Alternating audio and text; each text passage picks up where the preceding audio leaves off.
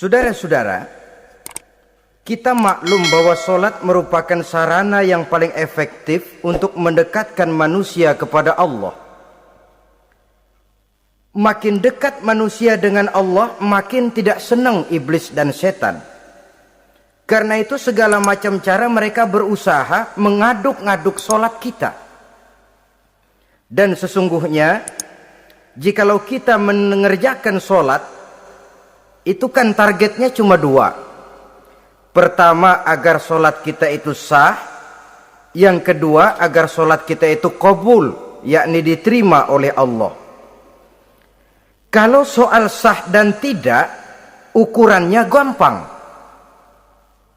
Saya kalau ditanya orang, Pak, sholat saya sah atau tidak? Saya bisa jawab. Saudara, sholatnya syarat rukunnya cukup apa tidak? Cukup, sah. Itu kalau perkara sah.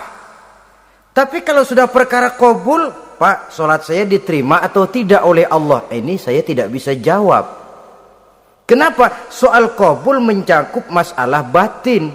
Cuma ukuran logikanya, kalau syarat rukun cukup, insya Allah qabul. Saudara-saudara kaum muslimin rahimakumullah. Oleh karenanya, pada saat kita sholat, iblis, setan datang dari segala macam penjuru supaya kita kehilangan rasa khusyuk. Apalagi kalau kita jadi imam yang gerak kita, bacaan kita dilihat, didengar, disaksikan oleh orang banyak. Digodanya gerakan kita, dibolak-baliknya hati kita, supaya di dalam sholat itu banyak yang kita ingat, hal-hal yang tidak ada hubungannya dengan sholat. Kadang-kadang belum sholat kita ribut nyari pulpen, nggak ketemu. Begitu takbir ingat pulpen di atas lemari. Mulai goncang lagi niat kita sholat. Kadang-kadang kalau hati tidak bisa dipermainkan, iblis berbisik lagi. Gerakan kita dalam sholat tidak mencerminkan kekhusyuan. Kalau gerak juga ternyata masih bisa khusyuk, bacaan kita dibuatnya kita seperti dikejar-kejar waktu. Sholat isya misalnya, dengan cara kilat khusus, super singkat. Saya katakan tadi, apalagi kalau kita jadi imam, iblis mudah mendatangkan penyakit riya. Karena mengimami orang banyak, lalu supaya dikira alim, dibuatlah sholatnya itu mantep-mantep. Surahnya dicari yang panjang-panjang, paling pendek sabihis sama wadduha. Tapi kalau sudah sholat sendirian, cukup inna a'toinakal kautsar sama kul huwallahu ahad. Kayaknya khusyuk bukan main. Kalau imam, bahasanya dipaseh-pasehin kayak orang 16 tahun di Mekah. Usolli fardhol maghribi salasa rakaatin. Saudara-saudara kaum muslimin yang berbahagia, oleh karena sholat merupakan sarana yang paling efektif untuk mendekatkan diri dengan Allah, maka orang yang khusyuk di dalam sholatnya merupakan musuh utama daripada iblis. Sekarang bagaimana bisa khusyuk caranya? Kalau khusyuk 100%, rasa-rasanya sulit. Untuk sampai ke arah sana orang memerlukan tahapan. Kepada Imam Ali karramallahu wajhah, baginda Nabi pernah memberikan satu tes case. Ali, saya ya Rasul, kalau kau bisa sholat 2 rakaat saja dengan khusyuk, aku kasih hadiah sorban. Baik ya Rasul. Sembahyang Imam Ali 2 rakaat, selesai sholat, assalamualaikum wassalamualaikum. Rasul bertanya, yang mana sorbannya Li?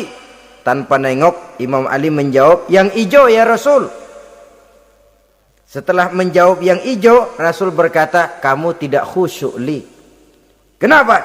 Soalnya tadi waktu sembahyang mikirin, nanti kalau ditawarin sorban pilih yang hijau aja ah. Sehingga begitu ditanya, refleks menjawab, yang mana Li? Yang hijau saja ya Rasul.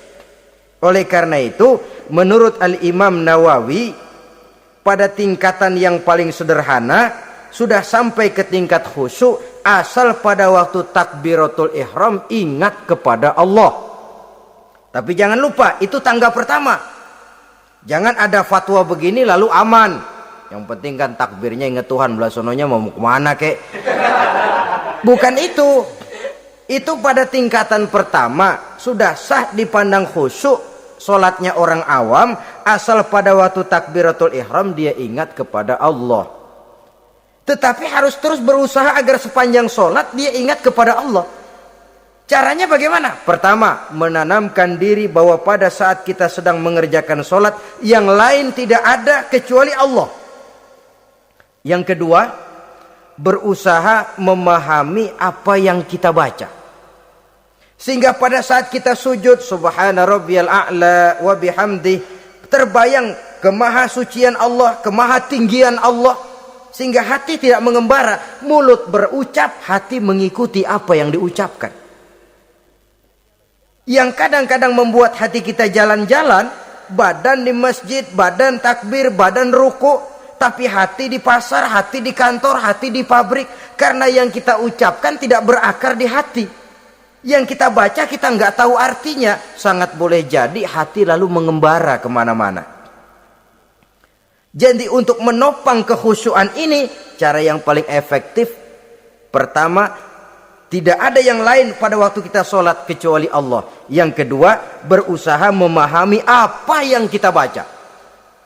Dikala kita sujud dikala kita duduk di antara dua sujud, Rabbighfirli, ya Allah ampuni dosa saya, warhamni, kasihani saya, dan selanjutnya.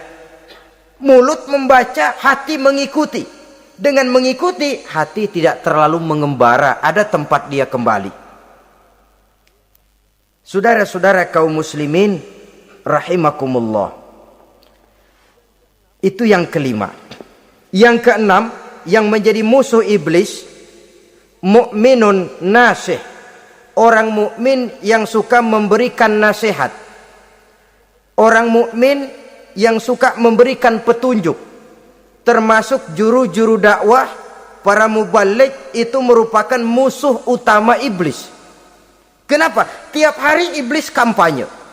Tiap hari iblis mengajak dengan segala macam cara yang kalau perlu dia berikan kamuflase. Dia berikan fata morgana. Kalau perlu yang haram dia bungkus dengan merek halal. Kalau perlu kejahatan dia bungkus dengan baju kebajikan. Istilahnya racun diberi merek madu. Dan itu wajar. Cuma kita tentu harus punya filter, daya saring positif agar tidak salah pilih. Karena iblis ini pintar betul. Kalau kita khusyuk dalam sholat, dia tanamkan kepada kita misalnya seperti tadi itu. Sholatmu memang hebat, khusyuk. Di kampung ini tidak ada orang yang sholatnya seperti kamu. Tertanam itu dalam hati kita, timbul ujub. Akhirnya, iya, gue lihat-lihat di kampus ini kagak ada yang sembayangnya kayak gua. Nah, sudah masuk iblis. Jadi dia pandai mengikuti gerak hati dan irama denyut jantung manusia ini. Kemana kecenderungan manusia, ke situ dia masuk. Pendeknya iblis itu ibarat tukang joget, dia ngerti bener irama kendang. Saudara-saudara kaum muslimin rahimakumullah. Termasuk juru-juru dakwah, para mubaligh, orang yang suka memberikan nasihat ini. Mereka memberikan filter kepada umat, kepada jamaah, jangan sampai salah pilih. Dan iblis menyesatkan kita supaya kita salah pilih. Satu contoh ringan. Kalau di depan saudara ada dua buah gelas, yang segelas isinya jamu, yang segelas sirup. Kira-kira saudara minum yang mana? Jamu. Jamu apa sirup? Jamu. Sirup apa jamu? Jamu. Orang yang pikirannya panjang, dia pasti minum jamu. Pahit memang, getir memang, tapi besok badan sehat, tenaga kuat, gairah kerja ada, kreativitas timbul, semangat menghadapi kehidupan tumbuh. Orang mukmin orang yang berpandangan jauh ke depan. Pandangannya panjang. Panjang kemana? Tidak cuma ke dunia, sampai juga dia memandang ke alam barzah, ke akhirat. Sholat itu jamu, pahit. Ngaji, hadir di majelis taklim itu jamu, pahit. Sedekah jamu, pahit. Mengeluarkan uang untuk kepentingan orang lain, enak aja minta sumbangan, datang-datang yang nyari peres keringat banding tulang gue, lu datang-datang mau minta. Yang enak ngumpulin harta lalu bakhil bin pelit alias medit. Itu jamu. Saudara hadirin yang saya muliakan, sedekah jamu pahit, puasa jamu pahit, jihad jamu pahit. Tapi nanti begitu kita meninggalkan dunia, masuk ke alam barzah, apalagi pindah ke akhirat, baru terasa, aduh nikmatnya dulu kemarin itu minum jamu, sekarang badan sehat, tenaga kuat, kerja semangat. Nikmatnya dulu saya waktu di dunia sholat, rajin ngaji, suka sodako, suka menolong orang. Sekarang terasa manfaatnya. Begitu saya berada di alam barzah, apalagi sudah dibangkitkan di padang mahsyar di akhirat nanti, terasa seluruh kebajikan yang saya kerjakan. Nah, orang yang berpikir jangka pendek, cuma ngelihat yang ada di depan hidungnya saja. Ngapain minum jamu getir, sirup nih, manis. Dia minum, dia ambil sirup, minum, manis memang pada waktu minum, tapi besok bibir jontor. Meninggalkan perintah Allah, sirup itu manis. Tidak sholat, manis. Tidak bayar zakat, sirup, manis. Tidak mau puasa, sirup, manis. Manis sekarang. Tapi nanti besok begitu masuk ke alam barzah, begitu dibangkitkan di padang mahsyar di akhirat nanti, merintih kita menahan penyesalan yang sudah tidak ada artinya lagi. Sampai-sampai penduduk mahsyar itu ada yang berkata, diceritakan dalam Quran, ya laitani kuntu turaba. Wahai celaka, kenapa kita nggak jadi tanah saja? Menyesali kejadiannya. Andai kata mereka bisa kembali ke hidup di dunia lagi, mereka akan minta kejadian yang kedua untuk berbuat baik. Tapi tentu sudah penyesalan yang tidak ada gunanya lagi. Maka saudara-saudara, emang cuman jalan duluan kecebur di sumur yang nyesel duluan. Ada orang jalan, yang paling depan kecebur di sumur, itu tuh gue nyesel duluan katanya. Nyesel duluan, yang lain mesti nyeselnya belakangan. Saudara hadirin yang saya muliakan, nah, orang yang suka memberikan nasihat kepada orang lain dimusuhi iblis. Kenapa? Tentu nasihat yang membawa kebaikan. Iblis nggak senang betul itu. Kita nasihatin teman, udah berhenti dah, jangan pada mabok lagi. Iblis gergetan bener. Ini orang dilarang lagi. Kita nasihati teman, udah jangan masang-masang lagi dah, nggak bakalan kena, dikebohongin. Nggak ada orang jadi kaya masang judi, bangkrut malah loh. Ini kan termasuk tipu daya iblis, judi dinamain sumbangan.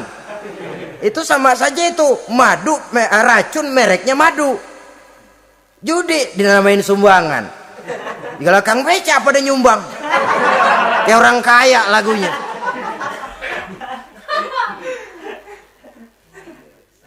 Saudara-saudara kaum muslimin rahimakumullah, adalah kewajiban kita memang untuk tawasau bil haq, saling nasihat menasihati. Setiap kita juru dakwah, setiap kita wajib menyampaikan apa yang sudah kita tahu kepada orang yang belum atau kurang tahu.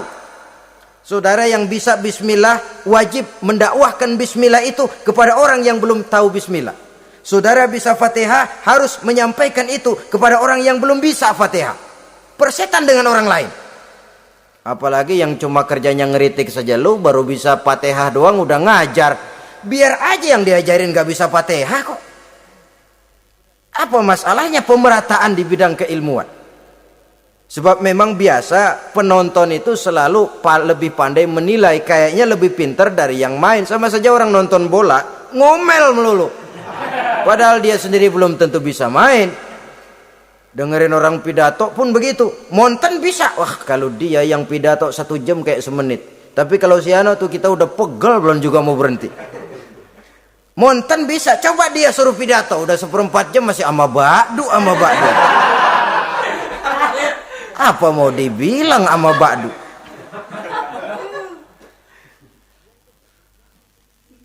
Yang ketujuh, yang menjadi musuhnya iblis, taibun sabitun ala taubatihi, orang yang bertaubat dan tetap di atas taubatnya. Secara jujur, tidak ada manusia yang tidak punya salah.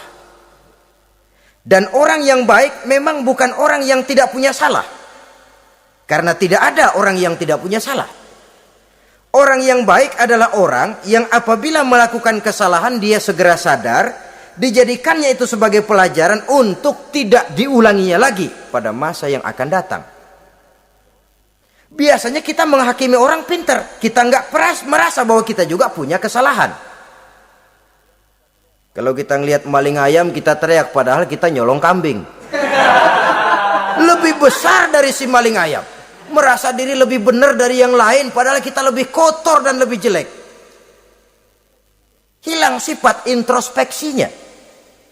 Yang kita musuhi, yang kita caci maki, tahu-tahu kita sendiri yang melakukannya. Saudara-saudara kaum muslimin, orang yang bertaubat dan tetap dalam taubatnya stabil, itu musuh iblis.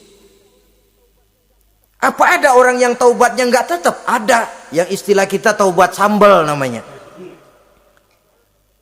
Kalau dia makan sambal kepedesan, taubat makan sambal. Besok mau makan kagak ada sambal, ngomel. Mana sambal? Kemarin udah taubat, sekarang mana sambal? Ini taubat yang namanya taubat sambal. Istighfar, habis istighfar nyolong lagi, istighfar lagi, besok nyolong lagi, istighfar lagi. Itu taubat yang tidak tetap namanya. Allah Maha Pengasih dan Penyayang dengan segala kebesarannya. Ia akan memaafkan segala perbuatan yang bersifat salah dari hamba-hambanya. Cuma manusia kadang-kadang yang tidak mau memaafkan dirinya sendiri. Amat dungu manusia macam ini, membiarkan dirinya hanyut berlarut dalam lembah dosa, sementara dia diberikan umur tidak digunakannya untuk bertaubat. Innallaha yaqbalu taubatal abdi ma lam yugharghir. Allah senantiasa akan menerima taubat seorang hamba sepanjang nafasnya belum sampai di tenggorokan. Kalau nafas sudah sampai di tenggorokan baru berniat taubat, kasib terlambat. Kayak Fir'aun. Fir'aun itu begitu ditenggelamkan di lautan merah, udah cengap-cengap mau mampus, baru ngomong dalam sekaratnya, amantu bi Rabbi Musa wa Harun. Kalau begini mah saya juga percaya sama Tuhannya Musa. Udah sekarat baru mau taubat, malaikat maut gemes banget, dilelepin, mati.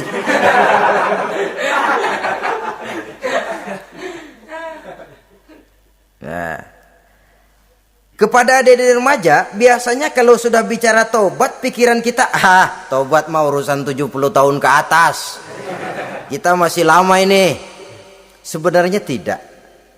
Masalah taubat adalah masalah salah dan dosa. Masalah salah dan dosa adalah masalah manusia. Sejak dia akil balik sampai ajal datang merenggut nyawa.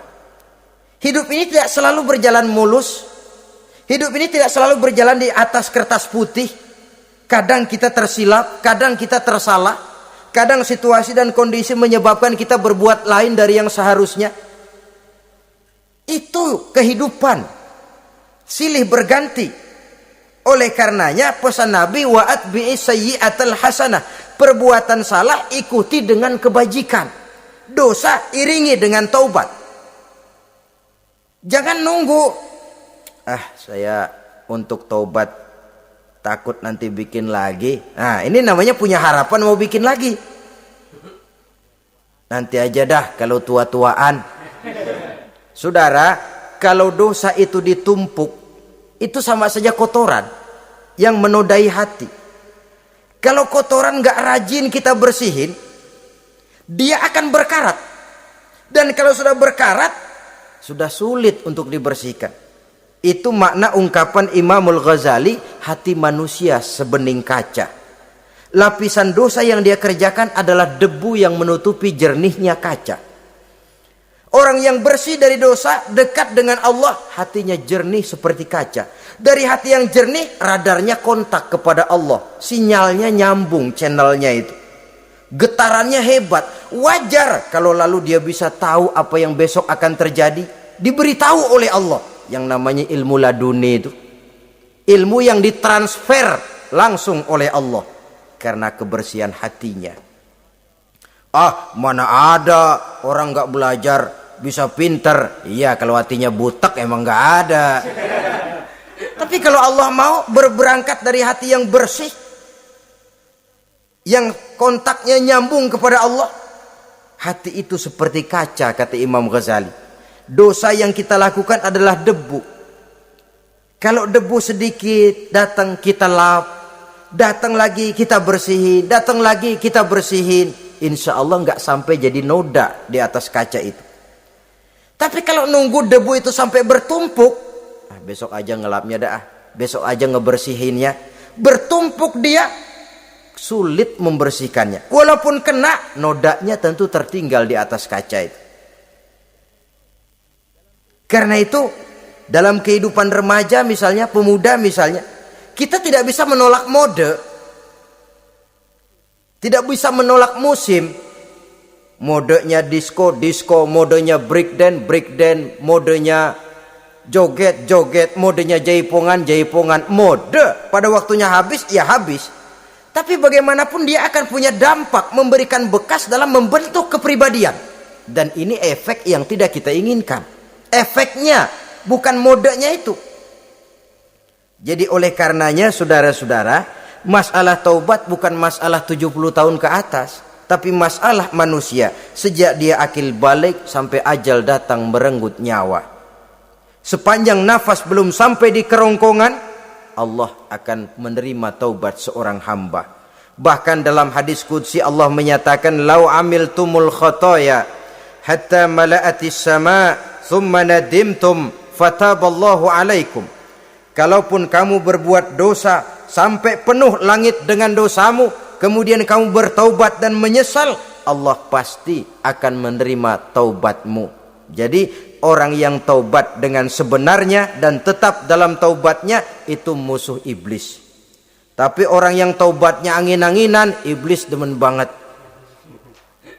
Hari sembahyang, besok mabok, besoknya lagi nyolong, besoknya lagi zina, besok taubat lagi. Kata iblis, surak, iya lu gocet dah Tuhan.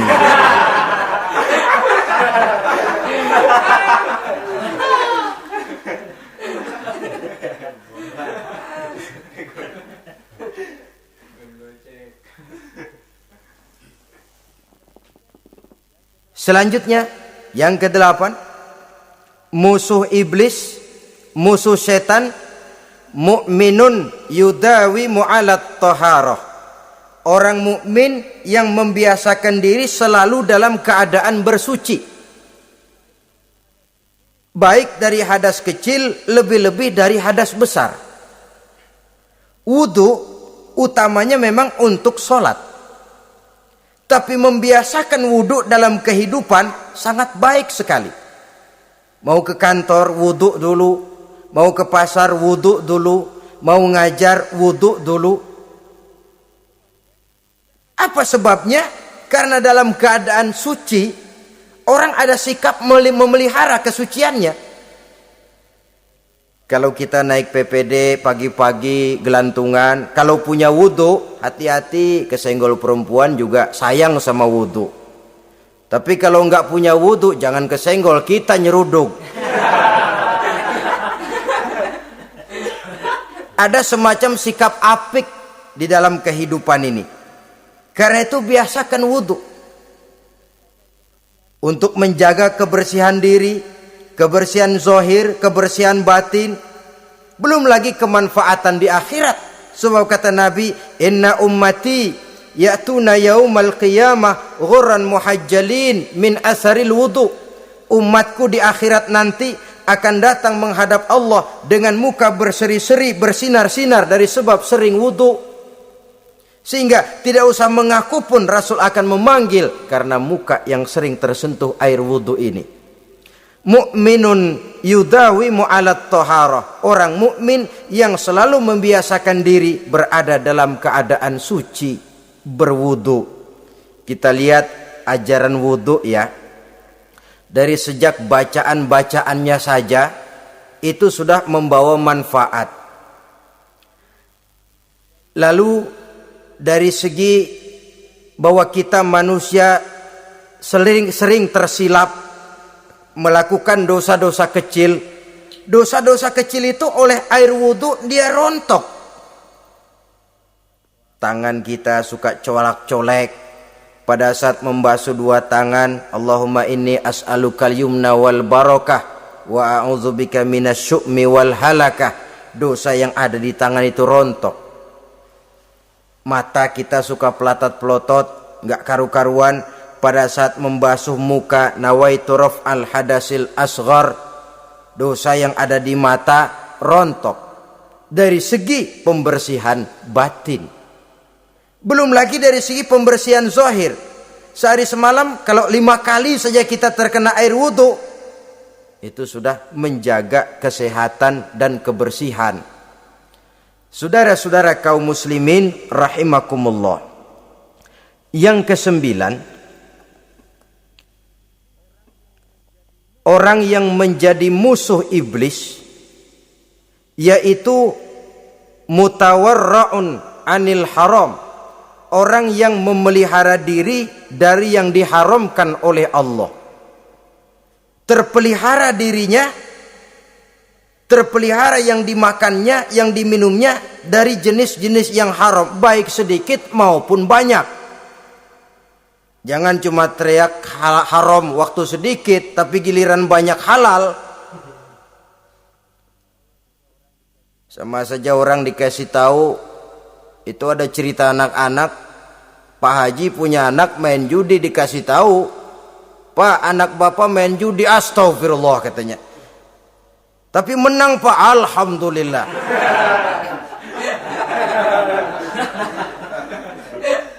Ini kan sama saja, giliran sedikit dibilang haram karena dia nggak dapat jatah, begitu dapat banyak dan dia kecipratan jadi halal.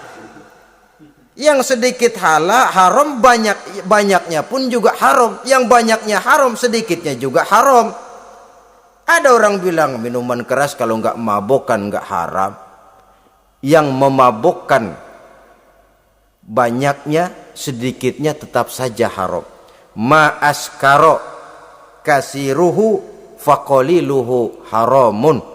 Apa yang banyak menyebabkan jadi mabuk, sedikitnya pun juga haram.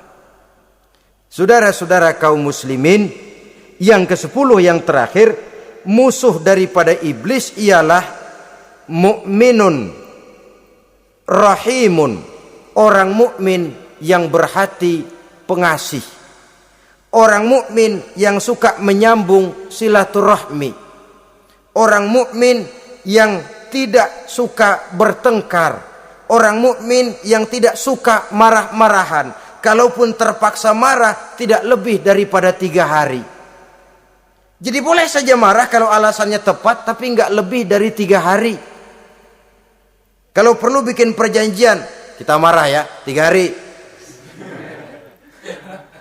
Itu limit. Tidak halal kata Nabi bagi seorang muslim menjauhi saudaranya lebih dari 3 hari.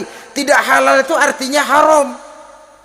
Kita ini kadang-kadang kalau sudah marahan sama tetangga kah, sama teman kah, kadang-kadang suka berlaku perpanjangan waktu. Tidak cukup perpanjangan waktu, ditambah lagi perpanjangan generasi. Enggak cukup kita yang marah, orang lain kita sundut-sundut supaya ngikut marah lagi. Marah pakai ngundang. Kayak mafia lagunya, udah dia marah, orang lain lagi disuruh marah. Saudara hadirin yang saya muliakan, mukmin yang punya sifat belas kasih, berhati jernih, itu musuh utama dari iblis. Tapi mukmin yang suka marah-marahan, tukang hasut dan tukang bakar, itu teman-teman iblis. Oleh karena itu, mudah-mudahan kita semua menjadi musuh iblis dan jangan menjadi musuh